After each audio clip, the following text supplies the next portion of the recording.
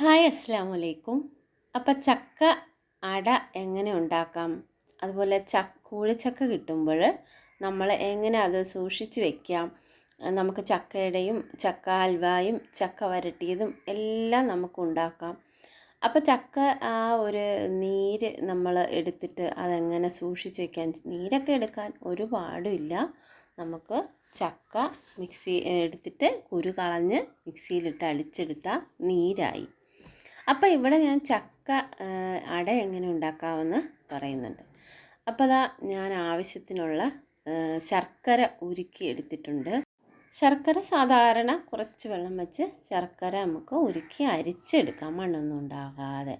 അതിനുശേഷം നമുക്ക് ശർക്കര ഒന്ന് തിളപ്പിക്കണം, ഒന്നുകൂടി ഒന്ന് തിളപ്പിച്ചിട്ട് നമുക്ക് നന്നായിട്ട് തിളച്ച് വരുമ്പോൾ അതിലേക്ക് കുറച്ച് തേങ്ങ ഇട്ട് കൊടുക്കണം. നമുക്ക് എന്തോരം ശർക്കര നീരിൽ നമുക്ക് ശർക്കര അട ഉണ്ടാക്കണം അതനുസരിച്ച് തേങ്ങ കൂട്ടിയും കുറച്ച് കൊടുക്കാം. തേങ്ങ കൂടുമ്പം നല്ല ടേസ്റ്റാണ്, അതിനൊരു അളവൊന്നും ഇല്ല. നമുക്ക് ശർക്കര നീരിന് ആ ഒരു ഏകദേശം അതിനോടൊപ്പം തന്നെ തേങ്ങ ഇട്ടാൽ നല്ല ടേസ്റ്റായിരിക്കും. അപ്പോൾ ഈ ശർക്കര നീരിൽ കിടന്ന് തേങ്ങ നന്നായിട്ടൊന്ന് വിളഞ്ഞ് കിട്ടണം, എന്ന് വെച്ചാൽ നന്നായിട്ടൊന്ന് തിളച്ച് ആ വെള്ളം വറ്റി കിട്ടണം. എന്നാൽ ശർക്കര അങ്ങ് നൂൽപ്പരുവോ അങ്ങനൊന്നും ആവരുത് കേട്ടോ. അന്നേരം അത് നമുക്ക് അതിൻ്റെ ആവശ്യമില്ല. വെള്ളം ഒന്ന് വറ്റി കിട്ടിയാൽ മതി. ഒരു 5 മിനിറ്റ്, ഒരു 7 മിനിറ്റൊക്കെ തിളയ്ക്കുമ്പോഴത്തേക്കിന് നന്നായിട്ട് വെള്ളം വറ്റി കിട്ടും.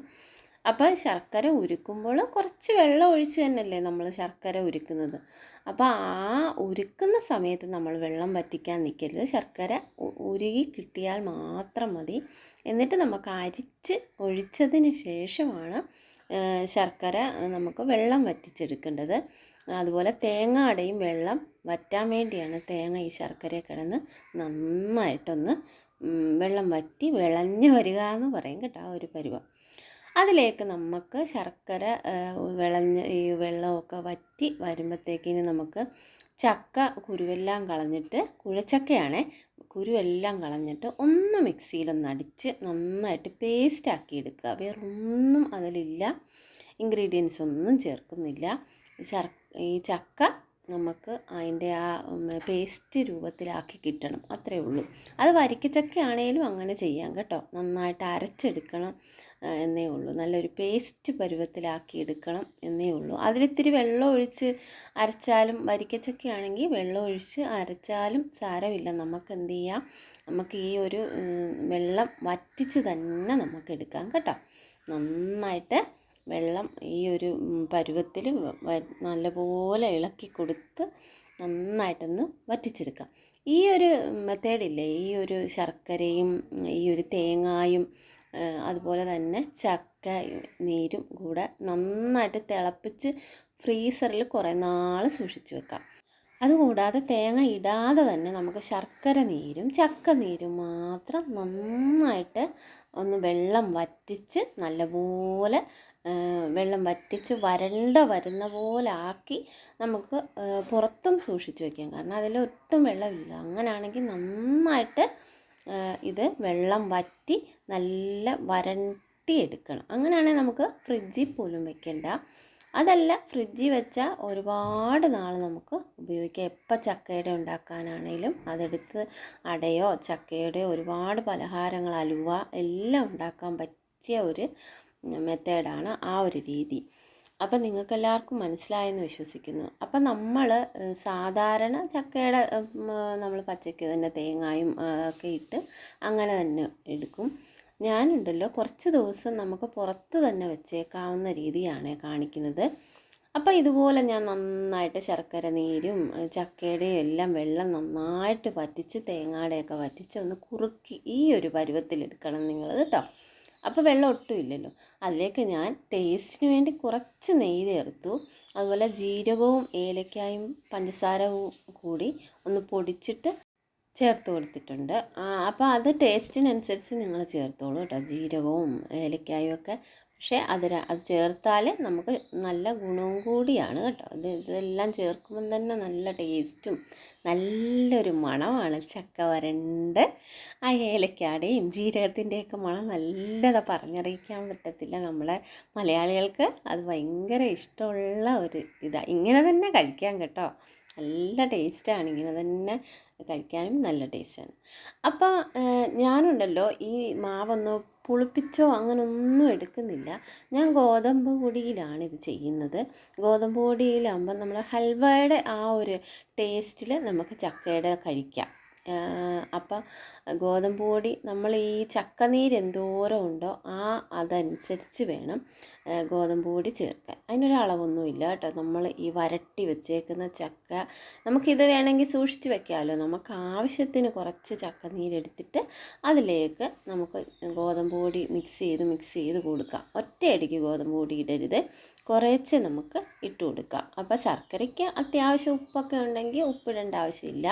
അതല്ല, ഉപ്പ് വേണമെങ്കിൽ കുറച്ച് ഉപ്പ് ഇട്ട് കൊടുക്കാം, ഗോതമ്പ് പൊടിയിലും എല്ലാം ഒന്ന് മിക്സായി വരാൻ വേണ്ടി.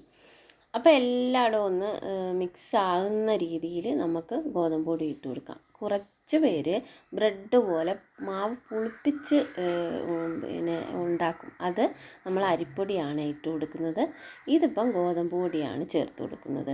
നല്ല ഒരു ഹെൽത്തി ആയിട്ട് നമുക്ക് ഗോതമ്പായതുകൊണ്ട് എല്ലാവർക്കും കഴിക്കാവുന്ന ഒരു രീതിയിലാണ്. ഇതിപ്പോൾ അന്നേരം തന്നെ നമുക്ക് ചുട്ടെടുക്കാം.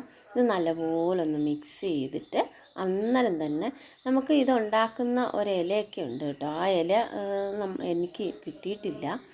ആ ഇല കിട്ടിയാൽ നല്ല ടേസ്റ്റാണ്. ഇടനേല എന്നൊക്കെ പറയും, ഭക്ഷണേല അങ്ങനെയൊക്കെ പറയും. അതെൻ്റെ കയ്യിലില്ല. ഞാൻ എന്നിട്ട് പ്ലാവിൻ്റെ തന്നെ ഇല വെച്ചിട്ടാണ് ഉണ്ടാക്കിയത്.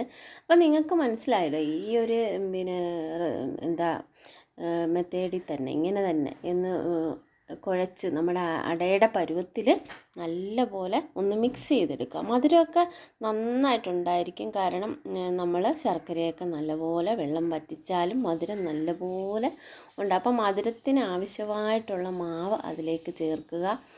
ഇത്തിരി ഈ ശർക്കര നീരിൽ തന്നെ നമുക്ക് ഉണ്ടാക്കിയെടുക്കണം. വെള്ളം ഒന്നും ആഡ് ചെയ്യരുത്. കാരണം നമുക്ക് കുറച്ച് ദിവസം സൂക്ഷിച്ച് വെക്കേണ്ടതാണല്ലോ. ഫ്രിഡ്ജിലൊന്നും വെക്കാതെ പുറത്ത് തന്നെ വെക്കാൻ പറ്റും. അപ്പം നന്നായിട്ടൊന്ന് ഈ ശർക്കര നീര് എന്തോരം ഉണ്ടോ അത്രയും നമുക്ക് ഗോതമ്പ് പൊടി ഞാൻ ചേർത്ത് കൊടുത്തിട്ടുണ്ട്. നിങ്ങൾക്ക് അരിപ്പൊടി ചേർത്തിട്ട് കുറച്ച് നേരം വെച്ച് പുളിപ്പിച്ചിട്ടും ഉണ്ടാക്കാം. അതന്നേരം കുറച്ചുകൂടെ സോഫ്റ്റായിട്ട് ബ്രെഡ് പോലെ ഇരിക്കും. ചെറിയ പുളിയും കാണും. ഇതിപ്പോൾ ഞാൻ ഗോതമ്പ് പൊടിയിൽ അന്നേരം തന്നെ ഉണ്ടാക്കുന്ന ഒരു രീതിയിലാണ് ഉണ്ടാക്കിയത്. അപ്പോൾ കുമ്പിള് കുത്തുന്ന അത്രയ്ക്ക് പെർഫെക്റ്റ് ഒന്നും ആയിട്ടില്ലെന്നാണ് തോന്നുന്നത്. അപ്പോൾ ആ ഒരു രീതി ഈ ഗോതമ്പ് പൊടി ആയതുകൊണ്ട് അന്നേരം തന്നെ പുഴുങ്ങുകയും ചെയ്യാമല്ലോ. പെക്കാടുമ്മയാണ് ഇതൊക്കെ എനിക്ക് പഠിപ്പിച്ച് തന്നിട്ടുള്ളത് കേട്ടോ. നല്ല ഒരു പെർഫെക്റ്റായിട്ട് എങ്ങനെ ഉണ്ടാക്കാം, പല രീതിയിലുണ്ടാക്കാവുന്ന രീതി ഉണ്ടാക്കി തന്നിട്ടുണ്ട്. അപ്പോൾ അന്നത്തെ ആ ഒരു ഓർമ്മയിൽ ഞാൻ ചെയ്തതാണ്.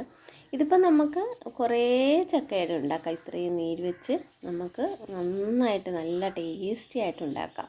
അപ്പോൾ ഇങ്ങനെ ഇഡ്ഡലിത്തട്ടി വെക്കുമ്പോൾ ഇങ്ങനെ മറിഞ്ഞ് എന്താ കുമ്പിളെല്ലാം മറിഞ്ഞു പോകാതിരിക്കാനാണ് 2 ഗ്ലാസ് ഇങ്ങനെ ചേർത്ത് വെച്ച് കൊടുത്തിട്ട് ഫുള്ള് കവർ ആവുന്നിടം വരെ ഗ്ലാസ് ഇങ്ങനെ ചേർത്ത് വെച്ചിട്ടാണ് ഞാനത് ഉണ്ടാക്കിയത്. മനസ്സിലായല്ലോ. അപ്പോൾ താഴെ പോത്തില്ല. നന്നായിട്ട് വെന്ത് വരുമ്പം ഈ ഇലയിൽ നിന്ന് ഇങ്ങനെ വിട്ട് വരും. നമുക്ക് വേണേൽ ഒരു ഈർക്കിലിയിലൊക്കെ കുത്തി നോക്കുമ്പോൾ ഉള്ളൊക്കെ വെന്ത് ആ ഒരു രീതിയിൽ, അല്ല കയ്യിൽ ഇത്തിരി പിച്ചി എടുത്തിട്ട് തണുത്ത് കഴിയുമ്പം നല്ല ഒട്ടാതെ നല്ല പോലെ അലുവ പോലെ ഇരിക്കുവാണെങ്കിൽ നല്ല വെന്ത് ഇരിക്കും. അപ്പോൾ ഈർക്കിലിയിൽ കുത്തി നോക്കിയാൽ മതി കേട്ടോ. വെന്താണെങ്കിൽ ഈർക്കിലിനകത്ത് ഒന്നും പറ്റിയിരിക്കത്തില്ല. അറിയാമല്ലോ അപ്പം നമ്മൾ അടയൊക്കെ ഉണ്ടാക്കുന്ന ആ ഒരു രീതിയിൽ. അപ്പോൾ അതാ നല്ല സൂപ്പർ നല്ല ടേസ്റ്റി ആയിട്ടുള്ള ചക്കയട, നല്ല അലുവ പോലെ ഇരിക്കുന്ന ചക്കയട അങ്ങനെ വേണം പറയാൻ. അപ്പോൾ എല്ലാവരും ഉണ്ടാക്കി നോക്കണം. ഇത് നമുക്ക് ഗൾഫിലും ഒക്കെ പുറത്ത് പോകുന്നവർക്ക് ഇങ്ങനെ ഉണ്ടാക്കി പോയാൽ ചീത്തയാകാതെ ഇരിക്കും. കാരണം ചക്കയും ശർക്കരയും തേങ്ങായും വിളയിച്ചെടുത്ത് ഉണ്ടാക്കിയത് കൊണ്ട് ചീത്തയാകത്തില്ല. ഗോതമ്പ് പൊടിയും കൂടി ആയതുകൊണ്ട് ചീത്തയാകത്തില്ല. ഡ്രൈ ആയിട്ടുള്ള ഇൻഗ്രീഡിയൻസ് എല്ലായിരുന്നു. അപ്പോൾ ചീത്തയാകാതെ കൊണ്ടുപോകണമെങ്കിൽ നിങ്ങളിങ്ങനെ ഉണ്ടാക്കി കൊണ്ടുപോകണം. അതുപോലെ ആ ഇല കിട്ടുവാണെങ്കിൽ നല്ല മണമാണ് ആ ഇലയ്ക്ക് കേട്ടോ. എനിക്കത് കിട്ടിയില്ല, പക്ഷേ നല്ല മണവും അതിൽ ഉണ്ടാക്കുമ്പം പ്രത്യേക ടേസ്റ്റുമാണ്. അപ്പോൾ ഇൻഷാ അല്ലാ നമുക്ക് ഇനിയും കാണാം അടുത്ത വീഡിയോയിൽ. Okay, thank you. അസ്സലാമു അലൈക്കും വറഹ്മത്തുള്ളാഹി.